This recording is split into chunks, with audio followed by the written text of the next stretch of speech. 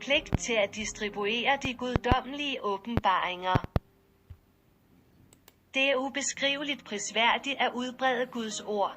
Det, der bliver overbragt til mennesker gennem Guds nåde, skal ikke forblive individets eneste ejendom, men skal gives videre til andre mennesker, som har brug for det for deres sjæls frelse.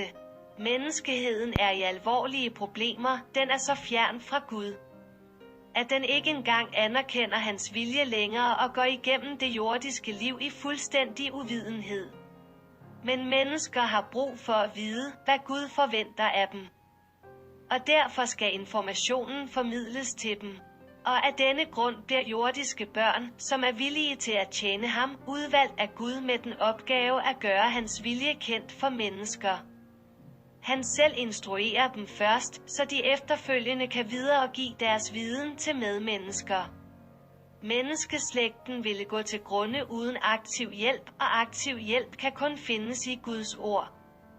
Men i øjeblikket afvises alt af mennesker, hvis det formaner dem til at huske Gud, eller hvis de bliver undervist om Gud på den sædvanlige traditionelle måde.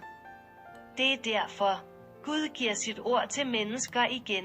Han giver dem en forklaring om deres formål og deres opgave. Han ønsker at komme tættere på dem gennem sit ord. Han ønsker at gøre dem fortrolige med alt, der vedrører skabelsen. Han åbenbarer for dem sammenhængen mellem alle ting og giver dem budene, som er de grundlæggende betingelser for deres opstigning til Gud. Og villige mennesker skal hjælpe med at uddele den guddommelige gave. De skal flittigt stræbe efter at gøre de guddommelige åbenbaringer tilgængelige for menneskeheden. Som Guds ivrige tjenere skal de altid og for evigt gøre hans styre kendt. De skal lade deres medmennesker få del i den livlige nådegave, så Guds ord vil finde accept blandt mennesker. At det vil styrke deres tro og motivere dem til at gøre alt, hvad der skal til for at leve på en gudbehagelig måde, således at opfylde budene om kærlighed til Gud og deres næste. Først når et menneske har kendskab til Guds vilje, kan han stilles til ansvar, hvis han ikke lever op til dem.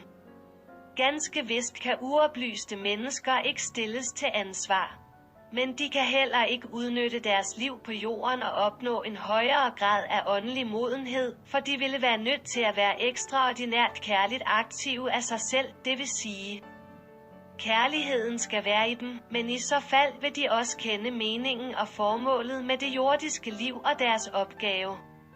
For Gud giver sit ord til alle, der ønsker det. Det er bare ikke altid ydre mærkbart, undtagen i form af mentale transmissioner. Men de, der modtager ordet således, at de er i stand til at skrive det ned, er særligt ansvarlige for udbredelsen af dette ord, for de modtager megen nåde og skal derfor også dele det. De skal forkynde evangeliet til alle dem, der ikke forkaster det. Amen.